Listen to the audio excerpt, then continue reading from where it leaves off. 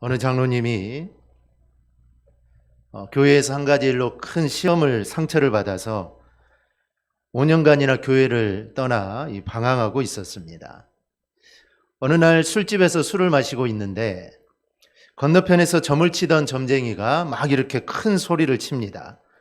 여기 예수 믿는 사람 있습니까? 제발 나가주세요. 점괘가 안 나옵니다. 사람들이 웃으면서 말합니다. 야, 술집에 무슨 예수 믿는 사람이 술집에 있겠냐? 그래 점쟁이는 계속 말하죠. 아니, 여기 예수 믿는 사람이 있습니다. 그에게 있는 영이 나를 괴롭게 하고 있습니다. 어서 나가주세요. 점쟁이는 이렇게 말하면서 그 장로님하고 뚫어지게 쳐다를 봅니다. 장로님은 너무 민망한 나머지 서둘러 술집에서 뛰어나왔습니다. 그리고 나무에 기대면서 울면서 이렇게 말합니다. 주님, 제가 주님을 떠난 지 5년이나 되었는데 주님께서는 아직도 제게서 성령을 거두시 않으셨군요. 그래서 그 장로님은 믿음 생활을 새롭게 시작할 수 있었다라고 이렇게 말을 합니다.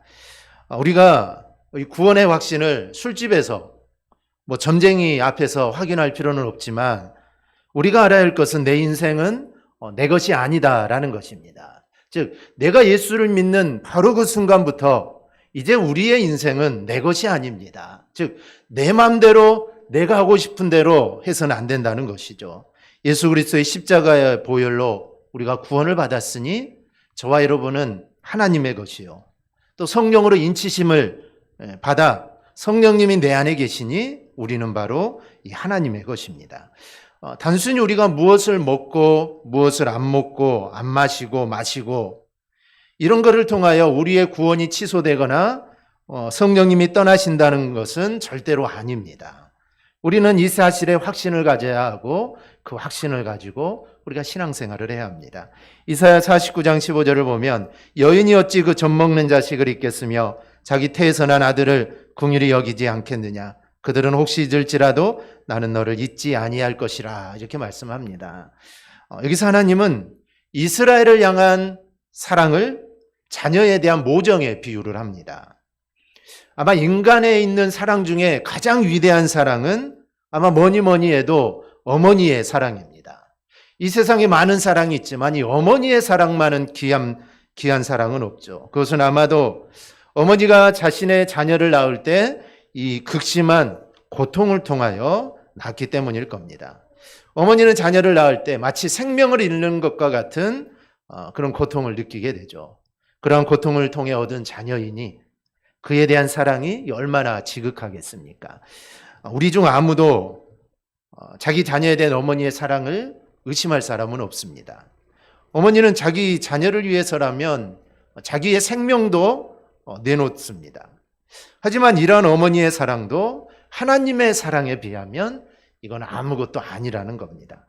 어머니는 자기 자녀를 잊을지라도 하나님은 절대로 자기 백성을 잊지 않으신다라는 겁니다. 어머니가 자기 자녀를 잊는다는 것은 이거는 어찌 보면 있을 수 없는 일이죠. 어떻게 어머니가 자기 자녀를 잊을 수 있겠습니까? 그러나 어머니 중에는 자기의 유익을 위해서나 또 피치 못할 사정으로 인해 자녀를 버리거나 잊는 어머니도 있습니다. 세상에 보면은 어머니로부터 버림받은 자녀들이 얼마나 많습니까? 이처럼 어머니는 자기의 자녀를 버리고 있는다고 해도 하나님은 절대로 잊지 않는다라는 말씀입니다. 왜냐하면 우리 인간의 사랑은 불완전하기 때문입니다. 정말 우리가 정말 자녀들을 사랑하고 사랑하지만 그 사랑은 완전한 사랑이 될 수가 없습니다. 그런데 하나님의 사랑은 완전하고 무한한 사랑이기 때문에 하나님은 우리를 절대로 잊을 수가 없습니다. 그 하나님이 이스라엘 백성을 400년 동안 그들이 애굽에서 노예 생활을 했지만 하나님은 그때도 그들을 잊지 않았습니다. 이스라엘 백성들은 하나님 우리를 버렸다고 생각할지 모르지만 아닙니다. 그 순간에도 하나님은 그들을 잊지 않고 한시도 그들을 잃어버린 적이 없습니다. 그리고 하나님은 지금 우리와 함께 하심을 우리가 꼭 기억하시기를 바랍니다. 우리는 지금 고린도전서를 두 번째로 보고 있는데 AD 50년경에 사도 바울은 여러 가지 문제를 겪고 있는 이 고린도 교회에 그 잘못을 바로잡고자 편지를 보내게 됩니다. 그게 바로 이제 고린도 전서 또 고린도 후서도 있죠. 지난 시간에는 우리 고린도 교회 가장 큰 문제였던 이 파당에 대해서 우리가 살펴봤는데, 오늘은 우상 제물과 이 부활에 대해서 살펴보겠습니다. 먼저 우상 제물의 문제입니다. 사실 이 우상 제물의 문제는 이 고린도 교회만 가지고 있었던 문제가 아닙니다. 그 당시 모든 교회들이 가지고 있었던 문제가 이 우상의 제물에 대한 문제죠. 왜냐하면 그때는 이제 교회 초기 시기고, 그리고 그 당시 교인들은 정말 세상에서 우상을 섬기다가 또 하나님을 믿는 자들도 있었고, 여러 종류의 사람들이 있었기 때문에 이 우상의 문제는 교회마다 다 있었습니다. 그런데 굳이 이 고린도 교회의 문제로 등장한 것은 이 고린도 교회가 이 우상 제물을 먹는 문제로 서로를 공격하고 파당을 짓는 일들이 벌어졌기 때문입니다. 즉 상대방을 인정하지 못한 것이죠. 상대방의 우상 제물을 먹으면 그것을 비판하고, 또 먹지 않으면 먹지 않는다고 비난하고, 이런 것들로 인해 이 고린도 교회가 문제가 생기는 겁니다. 1세기 무렵은 지금처럼 이 도축업이 발달하지를 못했습니다. 그러다 보니 자기가 소가 먹고 싶으면, 소고기가 먹고 싶으면 소를 잡아야 될 거 아닙니까? 뭐 지금같이 시장에 가서 사는 게 아니라. 그런데 소를 잡아서 어떻게 이걸 다 먹을 수 있겠습니까? 그래서 자기가 먹을 것은 먹고, 지금처럼 냉장고 시설이 안 돼 있으니까 나머지는 시장에 내놓아서 팔게 됩니다. 또 고린도전서 8장에 나타난 것처럼 이제 우상에게 제사를 하려고 가축을 도축을 하게 되죠. 그리고 제사가 끝나고 역시 그걸 다 먹을 수가 없습니다. 그러니 그 중에 일부를 먹고 남은 것을 시장에 내다가 팔게 되는 일들이 발생하죠. 물론 당시 고린도 시장에서 팔리는 이 고기나 음식이 우상에게 다 바쳐진 것은 아니지만, 대부분의 음식이나 고기가 우상에게 제물로 드려졌다가 다시 시장으로 나온 것입니다. 또 우상에게 드려지지 않았다고 해도 시장에 내다 파는 음식의 일부가 우상에게 대표로 드려졌기 때문에, 어찌 보면 시장에 있는 이 음식들은, 고기들은 우상과 다 관련되어 있는 음식이라고 할 수가 있습니다. 때문에 고린도에 교하는 이 유대 그리스도인들은 사람들에게 그런 제물을 먹으면 안 된다라고 말을 합니다. 그런 제물을 사다가 먹으면 안 된다라는 것이죠. 유대인들의 이런 주장 때문에 고린도 교회 교인들에게는 우상에 바쳐진 음식을 사 먹는 것, 그것을 먹는 것을 죄로 여기는 사람들이 생기기 시작합니다. 왜냐하면 유대인들이 너무 강력하게 주장을 하기 때문에 이거를 먹는 것을 나는 지금 죄를 짓고 있구나라고 느끼게 되죠. 지금도 유대인들은 이 코셔라고 해서 자신들의 음식만 고집합니다. 이슬람인도 마찬가지죠. 이슬람 사람들도 이 할랄이라고 해서 그 음식에, 자기들이 먹을 수 있는 음식에 제한을 둡니다. 지금도 이러니 그 당시에는 뭐 말할 필요가 없겠죠. 분명 유대인들은 자신들의 행한 대로 비유대계 이 그리스도인들에게 그런 제물을 먹지 말라고 가르치게 됩니다. 그런데 이 고린도 교회에 있는 많은 사람들은 우상 제물을 먹는 것에 대해서 문제가 없다고 생각을 합니다. 즉 일부는 이것을 먹으면 안 된다고 하는데, 대부분의 사람들은 뭐 그걸 먹는 것 안 먹는 것 이게 뭐 문제가 있느냐, 먹어도 아무 문제가 없다라고 말을 합니다. 즉 시장에 팔리는 음식이 이것이 우상에게 드려진 뭐 제물이든 아니든 세상에 존재하는 모든 것들은 하나님이 주신 것이기 때문에 이거는 먹어도 상관이 없다라고 대부분의 고린도 교회 교인들이 생각을 하게 됩니다. 그런데 이러한 신앙은 하나님이 모든 만물의 주인임을 인정하는, 이거는 올바른 믿음입니다. 이게 맞는 믿음이죠. 모든 것은 하나님이 주신 것이기 때문에 우리가 가리거나 먹거나 먹지 못하거나 할 것이 없다는 것입니다. 고린도전서 8장 4절을 보면은, 그러므로 우상의 제물을 먹는 일에 대해서는 우리가 우상은 세상에 아무것도 아니며 또한 하나님은 한 분밖에 없는 줄 아노라. 우상은 아무것도 아니다. 이 말을 직역하면 우상은 없으며 단 하나도 없다라는 것입니다. 실제로 우상은 없습니다. 다른 신은 없죠. 유일한 신은 하나님 한 분밖에 없습니다. 그런데 그 하나님과 대비하기 위해서 우상을 만들어낸 것입니다. 그래서 기본적으로 이 세상에는 다른 신은 없고 우상은 없는 겁니다. 그래서 사람들이 만들어낸 것이죠. 존재하지 않은 완전한 허상이라는 겁니다. 이렇듯 우상은 아무것도 아니고 참신은 하나님 한 분밖에 없으니 이들의 신앙과는 다른 것입니다. 그런데 문제는 나는 믿음이 있어서 이거는 먹는데 너는 믿음이 없어서 못 먹는다고 판단하는 게 문제입니다. 나는 믿음이 좋아서 꺼리지 않고 먹는데 왜 너는 믿음이 없어서 그것을 못 먹느냐. 사람들을 판단하고 정죄하기 시작합니다. 그럼 우리가 알아야 할 것은 사도 바울은 고린도 교회를 향해 우상의 제물에 대해서 말을 할 때 어느 쪽이 정당하다고 말하지 않았습니다. 즉 우상 제물을 먹지 않는 것이 맞다, 아니면 우상 제물은 아무 꺼리낌 없이 먹는 것이 자유함이 옳다, 이렇게 말하면서 한쪽 편을 들어주지 않았습니다. 사도 바울은 그렇게 하지 않았다는 것이죠. 그래서 고린도 교회 교인들은 우상 제물을 먹느냐 먹지 않느냐의 문제를 신앙의 기준과 신앙의 성숙도로 삼았습니다. 그래서 우상의 제물을 먹으면 이 사람은 신앙이 좋다라고 말을 하고, 우상의 제물을 두려워서 먹지 못하면 이 사람은 신앙이 없다, 그 신앙의 기준으로 삼게 되죠. 그런데 사도 바울은 우상은 제물을 먹느냐 안 먹느냐는 것은 신앙의 기준이 아니라 이거는 사랑이 기준이 되어야 한다라고 이렇게 말을 합니다. 고린도서 8장 1절에서 우상의 제물에 대하여는 우리가 다 지식이 있는 줄을 아나 지식은 교만하게 하며 사랑은 덕을 세우나니라고 말을 합니다. 성도가 우상의 제물에 대해서 우상 제물뿐만 아니라 많은 것들에 대해 올바른 지식을 갖는 거, 이거 중요합니다. 그러나 문제는 이러한 지식을 가진 이들이 믿음이 약한 성도들을 배려하지 않고 무분별하게 우상의 제물을 먹는다는 것입니다.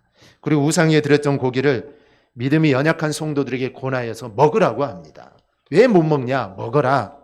그럼 믿음이 약한 성도들은 어떨까요?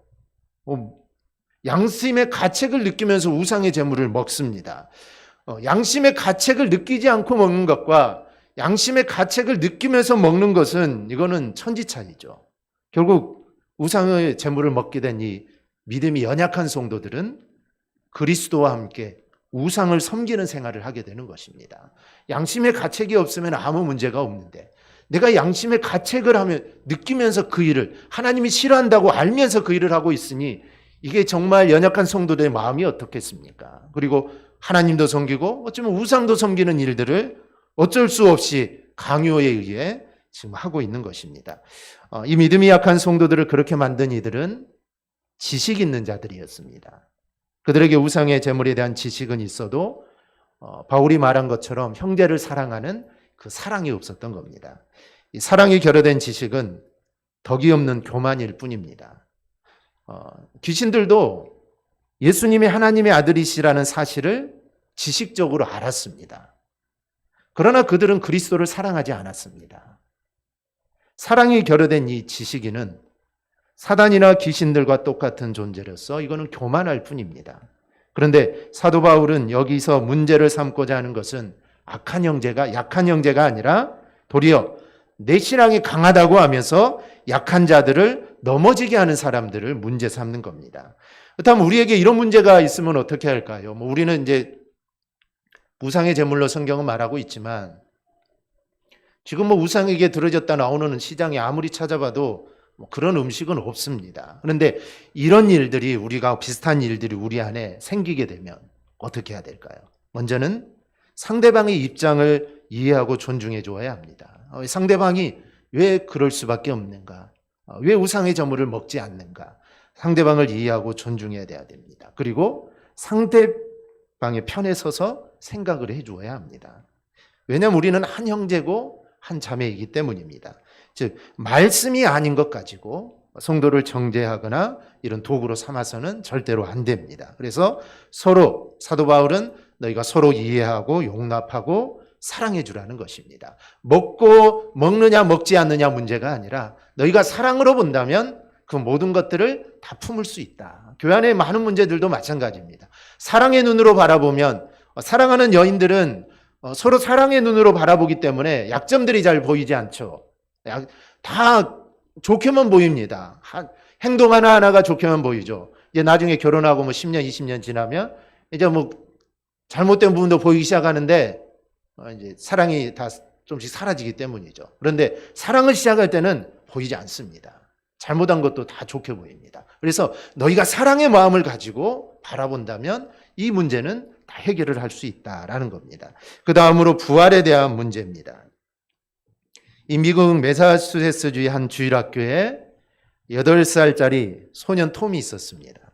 근데 그 소년은 병을 앓아 몸이 많이 약해가지고 휠체어를 타고 교회에 나오는 이 소년입니다. 그런 어느 날 주일학교에서 이제 부활주일을 앞두고 부활주일 행사로 아이들에게 속이 비어 있는 플라스틱 계란을 주면서 그 속에 무엇이든 생명 있는 것을 놓으라고 합니다. 이 부활주일이 가까우니까 부활하신 주님을 기리기 위해서 그 안에다가 생명이 될 만한 것. 그래서 많은 아이들이 그 안에 많은 걸 담아옵니다. 어떤 아이는 꽃을 넣어오기도 하고 어떤 이는 나뭇잎, 어떤 아이는 곤충 등 살아있는 거 이런 것들을 준비해서 가지고 오죠. 이 톰 차례가 되었는데 톰이 가지고 온 그 계란 속에는 아무것도 없이 비어 있었습니다. 그래서 아이들이 놀리죠. 아이들이 깔깔대며 놀립니다. 이 당황한 교사는 부드럽게 톰아 준비하지 못했어도 괜찮아. 많이 아팠나 보다라고 이렇게 위로를 합니다. 그때 이 톰이 이렇게 말하죠. 선생님, 이것은 부활하신 예수님의 몸입니다. 빈 무덤은 생명이 살아있다는 것을 나타내잖아요. 그래서 빈 플라스틱 통을 가지고 온 겁니다. 그 10개월이 되어 이 소년은 죽었습니다. 그 장례식 날 그의 관에는 꽃 대신에 부활을 상징하는 빈 플라스틱 계란을 넣었습니다. 사실 세상 왕들의 무덤을 보면 왕의 시체와 평소 그가 즐기던 금은보화를 함께 두고 화려하게 치장을 합니다. 그러나 예수님의 무덤은 빈 무덤입니다. 지금도 예수님의 무덤이라고 추측되는 곳이 예루살렘에 가면 있습니다. 여기가 예수님의 무덤이다. 그 외에도 또 전통적으로 내려오는 예수님의 무덤이 또 몇 군데가 있습니다. 그런데 이 모든 장소의 공통점은 있습니다. 그것은 바로 무덤이 비어 있다는 것입니다. 무덤 안에는 아무것도 없습니다. 그것은 바로 주님이 부활하셨기 때문입니다. 예수님은 늘 부활을 말씀하셨습니다. 이 마태복음 26장 32절을 보면 내가 살아난 후에 너희보다 먼저 갈릴리로 가리라 라고 말씀하시고 마태복음 20장 19절 우리 한음성으로 우리 함께 봅니다. 이방인들에게 넘겨주어 그를 조롱하며 채찍질하며 십자가에 못 박게 할 것이나 제3일에 살아나리라. 이렇게 몇 군데만 보더라도 예수님은 분명하게 내가 살아날 거다라고 말씀을 하셨습니다. 그런데 사람들은 믿지를 못했습니다. 믿을 수가 없죠. 사람이 죽었다고 살아난다고 하니 누가 믿을 수 있겠습니까? 지금까지 그런 사람이 한 명도 없었는데 자기가 그렇게 살아난다고 하니 어느 누구도 믿지 않았습니다. 제자들도 믿지 않았죠. 무덤에 찾아갔던 마리아도 믿지 못했습니다. 동산지기인 줄 알았죠. 믿지 못했습니다. 예수를 믿는 제자들도 정말 상상을 할 수 없었던 이 부활이 정말 실제로 일어나자 예루살렘에는 예수님의 시체를 찾는 소동이 일어납니다. 시체가 사라졌으니 이 시체가 어디 사라져버렸으니까 빨리 이 시체를 찾으라는 것이죠. 그래서 소동이 일어나게 됩니다. 그리고 여러 가지 일들이 일어났다고 역사는 전하고 있습니다. 이것은 지금도 마찬가지입니다. 많은 사람들이 예수님의 부활을 거짓이라고 합니다. 예수님의 부활이 가짜라는 여러 가지 증거들을 만들어냅니다. 그렇다면 이 사람들이 왜 그럴까요? 이것을 말하기 전에 예수님 당시에 그리고 역사 가운데 이 부활을 부인한 이런 일들이 있습니다. 그것이 무엇인지 우리가 좀 잠깐 살펴보면요. 첫째는 제자들의 자작극, 즉 사기설이라는 겁니다. 이것은 예수님의 제자들이 예수님의 시체 3일째 되던 날 예수님의 시체를 몰래 훔쳐다 감춰놓고 세상을 속였다는 겁니다. 더구나 아리마대 요셉이 또 다른 무덤으로 시체를 옮겼다라는 이런 말들도 있습니다. 그럼 마태복음 27장 62절에서 66절을 보면 이렇게 기록되어 있습니다. 그 이튿날은 준비일 다음 날이라 대제사장과 바리새인들이 함께 빌라도에게 모여 이르되 주여 저 속이던 자가 살아있을 때 말하되 내가 사흘 후에 다시 살아나리라 한 것을 우리가 기억하노니 그러므로 명령하여 그 무덤을 사흘까지 굳게 지키게 하소서. 그의 제자들이 와서 시체를 도둑질하여 가고 백성에게 말하되 그가 죽은 자 가운데서 살아났다 하면 후에 속임이 전보다 더 클까 하나이다 하니 빌라도가 이르되 너희에게 경비병이 있으니 가서 힘대로 굳게 지키라 하거늘 그들이 경비병과 함께 가서 돌을 임봉하고 무덤을 굳게 지키니라. 즉 제자들이 혹시 예수님의 시신을 훔쳐갈지 모르기 때문에 군사를 동원하여 그 무덤을 지키게 됩니다. 그런데 어떻게 제자들이 예수님의 시신을 훔칠 수 있겠습니까? 이거는 말 자체가 되지 않는 일입니다. 만일 부활이 제자들이 예수님의 시신을 훔친 이 자작극이었다면 과연 그들이 자신의 생명을 내걸고 그 거짓말을 지키려고 했을까요? 그럴 수는 없습니다. 거짓말을 어떻게 자기의 생명을 주고 지킬 수 있겠습니까? 전해보았자 무슨 이득이 있다고 그들이 전하겠습니까? 또 하나 설이 있는데 이건 예수님이 죽지 않고 기절했다는 겁니다. 기절설인데요. 예수님은 죽지 않고 기절했을 뿐이고 무덤의 서늘한 곳에서 정신을 차려서 돌문을 열고 나왔다가 얼마 후에 조용히 자연사했다라는 이런 설입니다. 요한복음 19장을 보면 이렇게 말합니다. 예수께서 이르시서는 이미 죽으신 것을 보고 다리를 꺾지 아니하고 그중 한 군인이 창으로 옆구리를 찌르니 곧 피와 물이 나오더라. 군인들이 예수님의 죽었음을 확인했고 혹시나 몰라서 옆구리를 창으로 찔렀습니다. 이 옆구리는 우리가 생각하는 이 옆구리 이렇게 찌른 것이 아니라 심장을 아래쪽에서 찌른 겁니다. 심장을 찌른 것이죠. 죽었나 안 죽었나 확인하는 것이고 확인 사살을 한 번 더 하는 겁니다. 이 사람들은 사형 전문가들입니다. 우리와 같은 그런 사람들이 아니라 정말 수도 없이 사형을 집행했던 사람들입니다. 예수님이 죽은 것을 보고 혹시나 해서 확인까지 한 겁니다. 그런 예수님이 기절했다고 생각하는 것 자체가 어찌 보면 이거는 정말 우스운 이야기입니다. 만일 예수님이 중환자 상태로 기절해 있다가 자연사에서 무덤에 묻혔다면 아마 제자들은 더 깊은 좌절에 빠졌을 겁니다. 그런데 제자들을 보세요. 제자들은 그런 모습이 아닙니다.